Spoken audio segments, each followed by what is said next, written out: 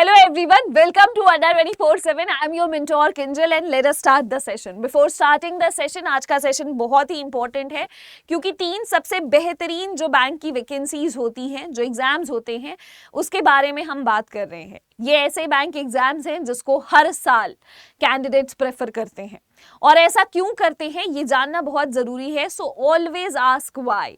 चाहे कोई भी सेशन हो, कभी भी हो, आपके पास जब कोई भी इंफॉर्मेशन आ रही है तो हमेशा पूछेंगे कि why. So the first reason is because they offer the best salaries. जितने भी बैंक एग्जाम्स हैं उन सारी बैंकिंग एग्जाम्स में जो सबसे बेहतरीन सैलरीज होती है वो ये तीनों एग्जाम्स देते हैं.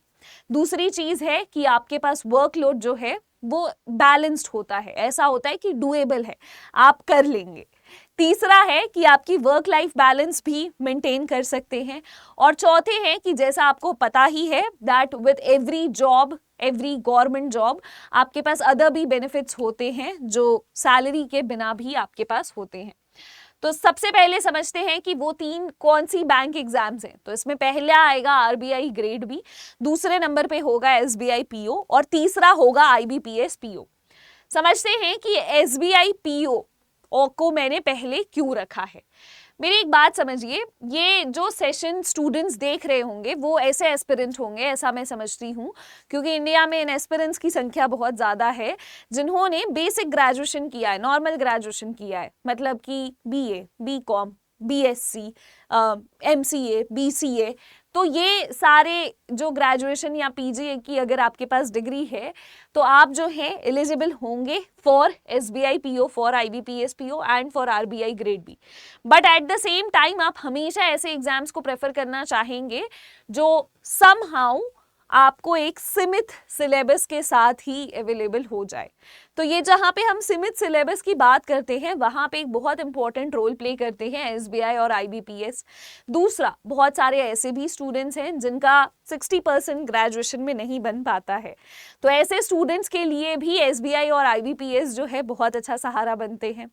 तीसरी इंपॉर्टेंट चीज़ कि हर साल आईबीपीएस अपना एक कैलेंडर रिलीज कर देता है. तो आईबीपीएस का एग्जाम हर साल होना ही है, एसबीआई का एग्जाम हर साल होना ही है और आरबीआई ग्रेड भी हर साल होता है. हालांकि there is no fixed time duration.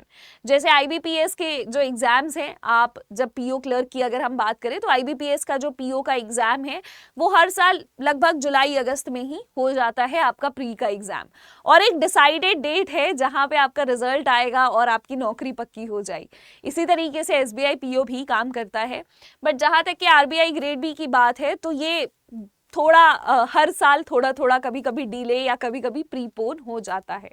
तो अगर हम इस हिसाब से बात करें कि आप एक एवरेज स्टूडेंट हैं जिन्होंने ग्रेजुएशन में बहुत अच्छे मार्क्स नहीं ला पाए थे और या फिर जो अभी तक के बहुत अच्छे से पढ़ाई नहीं कर पा रहे थे, पर आप सपना देखते हैं कि एक दिन आपके पास सरकारी नौकरी हो, आप इज्जत के साथ जो है इस सोसाइटी में रहें विद अ गवर्नमेंट जॉब जिसमें आपको बहुत सारी रिस्पेक्ट मिलती है सैलरी के अलावा, और आपकी जो लाइफ है वो अच्छी स्टेबल लाइफ जाए, आपकी फैमिली के ऊपर से सारा का सारा जो बर्डन है वो हट जाए.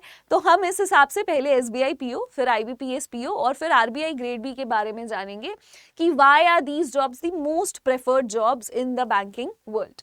तो सबसे पहले बात करते हैं एसबीआई पीओ की. एसबीआई पीओ के बारे में एक इंटरेस्टिंग फैक्ट आपको बता दूं कि एसबीआई में हर बार स्टूडेंट्स ऐसा सोचते हैं कि अच्छा हो सकता है मुझे होम पोस्टिंग मिल जाए.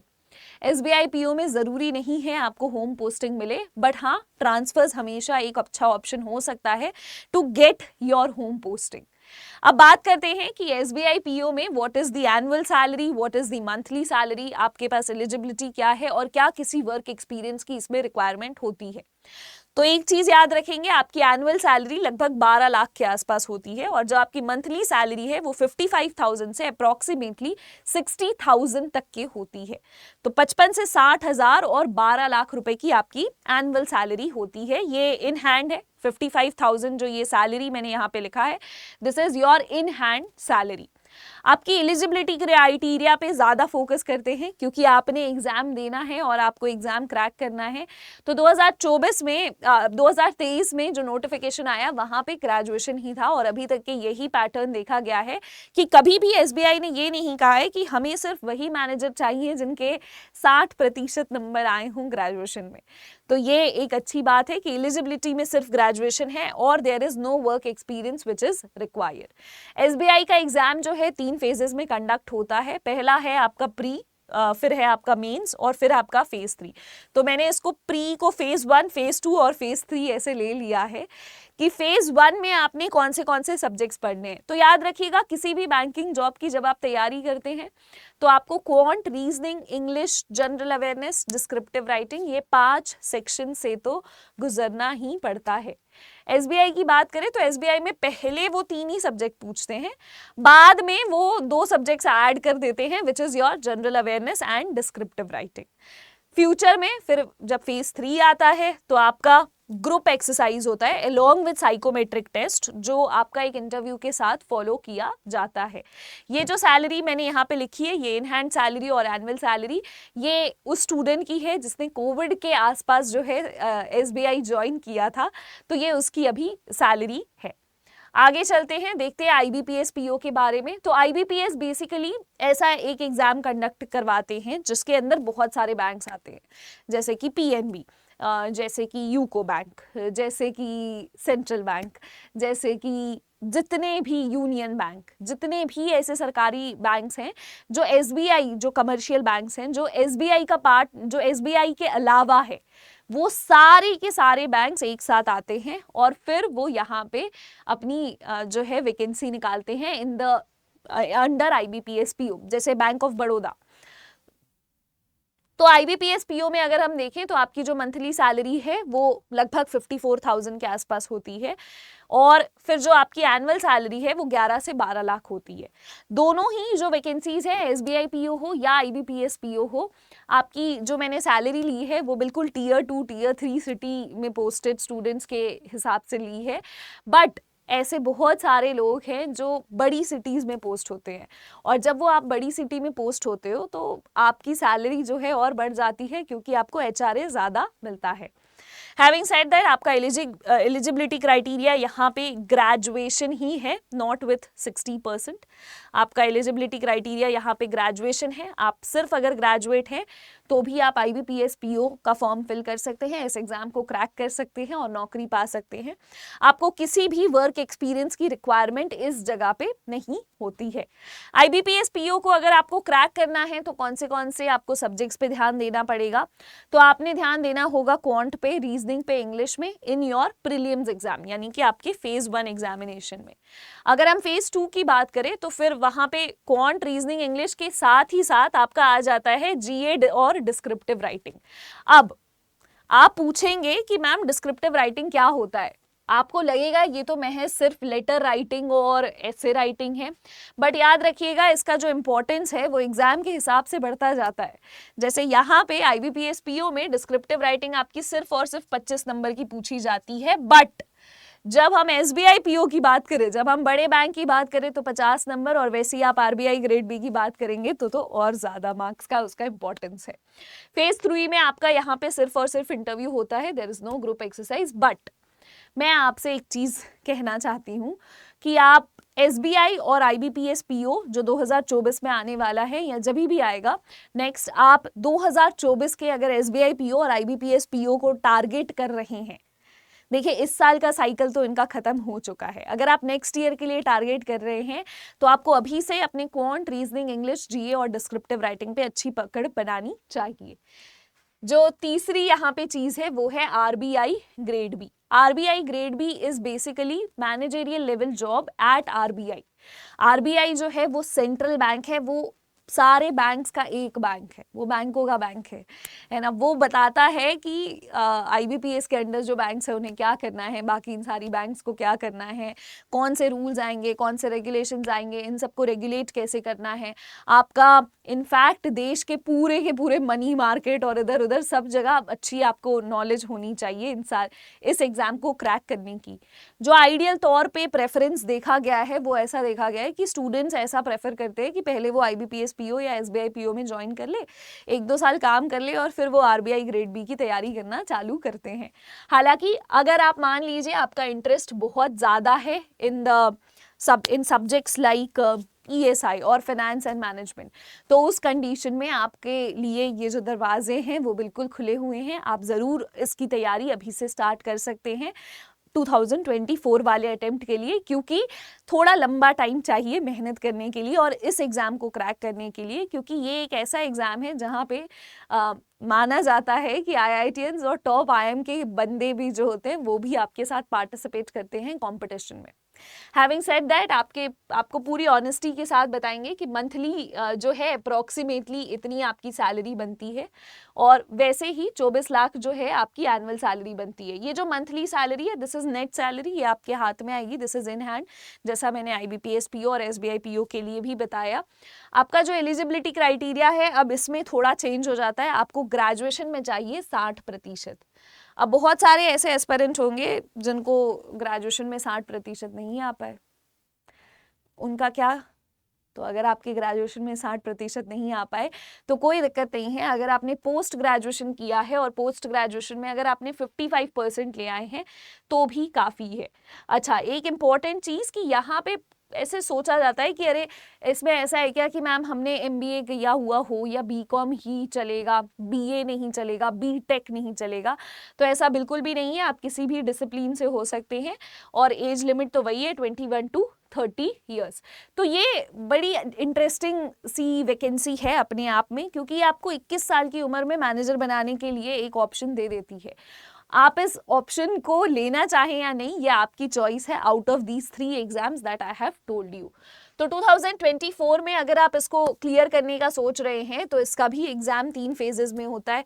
इसमें कौन से सब्जेक्ट्स पढ़ने पड़ते हैं, तो अभी तक के हमने इतनी बात कर ली है कि आपको ये तो पता चल ही गया होगा कि quant, reasoning, English, GA general awareness, ये तो सारे ही एग्जाम्स में आ रहा है अलॉन्ग विद डिस्क्रिप्टिव राइटिंग।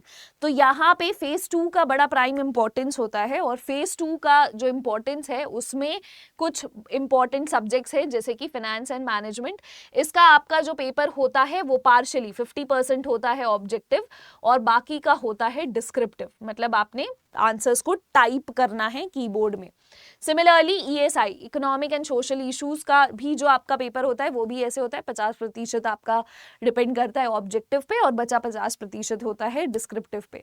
अब डिस्क्रिप्टिव इंग्लिश जो आता है वहां पे प्रीवियस में क्या आ रहा था डिस्क्रिप्टिव राइटिंग में, एसे और लेटर, यहाँ आज आ रहा है लेटर के बदले एसे के साथ ही साथ RC reading comprehension and precis basically आपको एक बड़ा सा आर्टिकल दिया हुआ है, उस आर्टिकल को आपको रीफ्रेज करना है इन अ लिमिटेड वर्ड जिसमें उसके इंपॉर्टेंट सारे पॉइंट्स कम से कम हो along with the detailed information.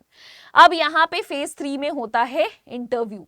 अगर हम वैकेंसी की बात करें कि ऑन एन एवरेज क्या वैकेंसी के ट्रेंड्स रहे हैं, तो IBPS PO और SBI PO में फिर भी सरप्लस अमाउंट में वैकेंसीज होती हैं। बहुत बार ये भी होता है IBPS PO में, जैसे इसी साल हुआ था कि वैकेंसी मतलब प्री का एग्जाम हो गया उसके बाद वैकेंसी बढ़ गई। RBI ग्रेड बी में कंपैरेटिवली वैकेंसीज जो होती हैं कम होती हैं। देखो, I am being 100% honest with you. I hope आपको मेरी ये ऑनेस्टी पसंद आएगी और आप इस सेशन को लाइक ज़रूर करेंगे। मैं आपसे ये नहीं कह रही हूँ कि नहीं RBI ग्रेड बी तो बेस्ट ही है, नहीं, I am telling you the truth, the real and honest truth. अब आगे चलते हैं। आप अगर इन एग्ज़ाम्स की अच्छी तैयारी करना चाहते हैं, आप इन एग्ज़ाम्स में सिलेक्शन अगर पाना चाहते हैं तो आपने क्या क्या करना होगा। अगर आप इस एग्ज़ाम्स की अच्छी तैयारी करना चाहते हैं तो आपको तैयारी में क्या क्या चीज़ों की ज़रूरत पड़ेगी ये डिस्कशन हम ज़रूर करेंगे। सबसे पहले आपको फाउंडेशन बहुत अच्छे से क्लियर करना पड़ेगा हर सब्जेक्ट का। क्वांट का, रीजनिंग का, इंग्लिश का। हो सकता है आपकी अंग्रेजी ऑलरेडी बहुत अच्छी हो, मैथ्स अच्छी हो या फिर रीजनिंग अच्छी हो, बट इसका मतलब ये नहीं कि आप बैंक एग्जाम्स के लिए ही तैयार हैं।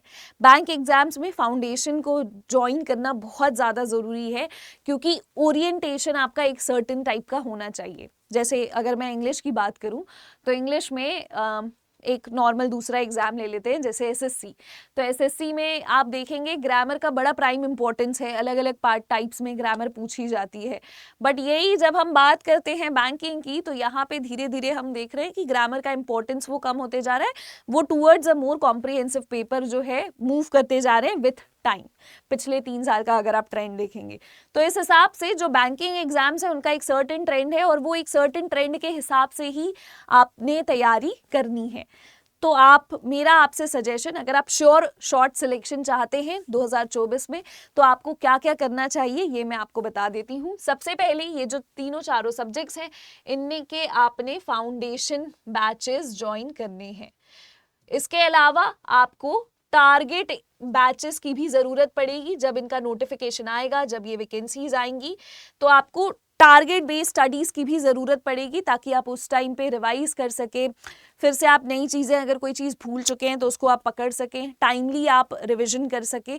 तो टारगेट बेस्ड स्टडीज़ भी इम्पॉर्टेंट है।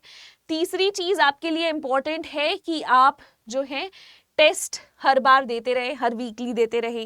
टेस्ट के थ्रू आप अपने आप को एनालाइज करेंगे। चौथी चीज़ आपके लिए इम्पॉर्टेंट है, वो है किताबें। आपके पास किताबें होनी चाहिए। मैं हालांकि हमेशा प्रेफर करती हूँ physical copy of books, but अगर आप कंफर्टेबल हैं तो आप ई बुक्स भी प्रेफर कर सकते हैं। इसके अलावा एक स्पेशल जगह होनी चाहिए जहाँ पे आप अपने डाउट्स हमेशा पूछ सकें। तो डाउट रूम का कंसेप्ट जो है ये भी बहुत ही इम्पॉर्टेंट है। तो ये कुछ 4-5 चीज़ें हैं जो आपके पास होनी चाहिए। इसके अलावा जो क्लासेस आपके पास होंगी, चाहे वो फाउंडेशन क्लासेस हो, टारगेट बेस्ड एग्जाम की क्लासेस हो, आपकी क्लासेस का एक बहुत इंपॉर्टेंट हिस्सा ये होना चाहिए कि आपने उन क्लासेस में, in those classes you can not be doing just one thing कि हम सिर्फ और सिर्फ लाइव क्लासेस देख सकते हैं, बाद में आप उसको रिकॉर्डेड फॉर्म में भी देख सकते हो। ये ऑप्शन आपके पास होना चाहिए। तो ये जो सारी की सारी चीज़ें हैं ये अवेलेबल हैं बैंक महापैक और बैंक महापैक प्लस पे। तो ये दोनों में फ़र्क क्या है ये मैं आपको बता देती हूँ। बैंक महापैक जो है, it is targeted only for students who are preparing for banking and insurance based exam. जब आप बैंक महापैक का हिस्सा बनते हैं तो आपको एसबीआई पीओ, आईबीपीएस पीओ के साथ ही साथ एसबीआई क्लर्क, आईबीपीएस क्लर्क और फ्यूचर में आने वाली हर इंश्योरेंस के एग्जाम्स, जैसे एलआईसी का एग्जाम आ गया या किसी भी और सब्जेक्ट, कोई किसी कहीं का भी कोई भी और बैंक का अगर नोटिफिकेशन आ गया, तो वो सारी बैंकिंग और इंश्योरेंस की तैयारी करवाई जाएगी बैंक महापैक में।